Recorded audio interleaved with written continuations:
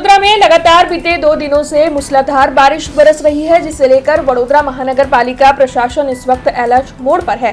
तब वडोदरा के municipal commissioner Arun Mahesh बाबू जो है वो इस वक्त शहर के city command and control centre पर पहुंचे हैं। वहां पर उनकी ओर से महानगर पालिका के अधिकारियों के साथ उच्च स्तरीय बैठक आयोजित की गई है। शहर के विभिन्न इलाकों की स्थिति के बारे में उनकी ओर से समीक्षा की गई है।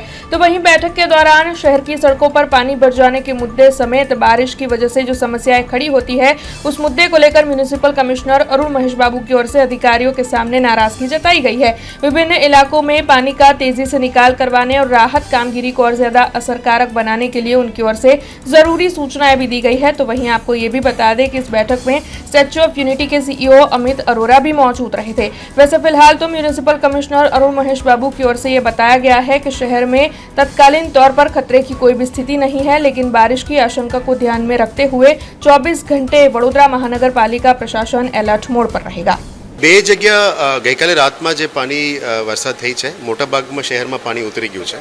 એક માંડવી વિસ્તાર છે, જે દરવાજા વિસ્તાર જે કહેવાય, એમાં દર વખતે પરમનન્ટલી પાણી ભરાતું હોય છે। એના પરમનન્ટ સોલ્યુશન માટે અમે અત્યારે ગાંધીનગરની આજુબાજુ સીવર રિહેબિલિટેશન વર્ક ચાલુ કર્યું છે। એ ઓગસ્ટ મહિના પછી ફરી શરૂ કરીશું, એટલે આ લગભગ 1400 મકાનો આ બાજુ વિસ્તારમાં છે। એ વિસ્તારમાં કાયમી પાણી ભરાવાનું વોર્ડ નંબર 13 અને 14માં રજૂઆતો છે, એના માટે પરમનન્ટ સોલ્યુશન કરવું પડે। આ સિવાય ગઈકાલની વરસાદમાં ભીલબાયલી વિસ્તારમાં થોડું વરસાદ થઈ છે અને પાણી ભરાવાનો ઇસ્યુ હતો, અને અમે પણ રાતે ગયા હતા અને સવારે ડેપ્ટી કમિશનર ટીમ પણ ફિલ્ડમાં છે। અત્યારે 4 ઝોન પ્લસ સેન્ટ્રલ ઝોનમાં 5 ડીએમસીઝ અત્યારે ફિલ્ડમાં છે। એન્જિનિયર્સ, ડેપ્ટી એન્જિનિયર્સ તમામ લોકો ફિલ્ડમાં છે। મોટાભાગમાં આપણે પાણીની નિકાલ કરવા માટે ટીમ્સ કાર્યરત કરી રહ્યા છે।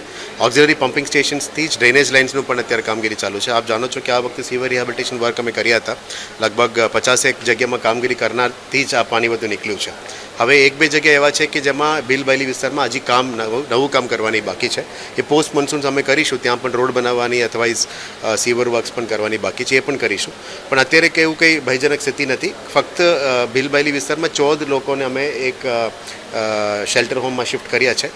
એમને પણ અત્યારે લગભગ ભોજન વધુ કરી આપે છે, સાંજે એમને છોડીશું। અમે પાણી ઉતરવા માટે વેઇટ કરી રહ્યા છે। મોટાભાગમાં વડોદરા શહેરમાં રેડ એલર્ટ ચેન્જ થઈને ઓરેન્જમાં આવી ગયું છે, ઓરેન્જ ટુ યલો છે આવતીકાલે, એટલે બહુ ચિંતાજનક સ્થિતિ નથી। પણ તમામ એન્જિનિયર્સો સતત ફિલ્ડમાં કાર્યરત છે।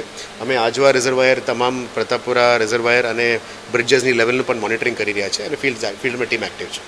हमसे जुड़े रहने के लिए हमारे YouTube चैनल को सब्सक्राइब करें और नई वीडियो की नोटिफिकेशन के लिए बेल आइकॉन को दबाएं।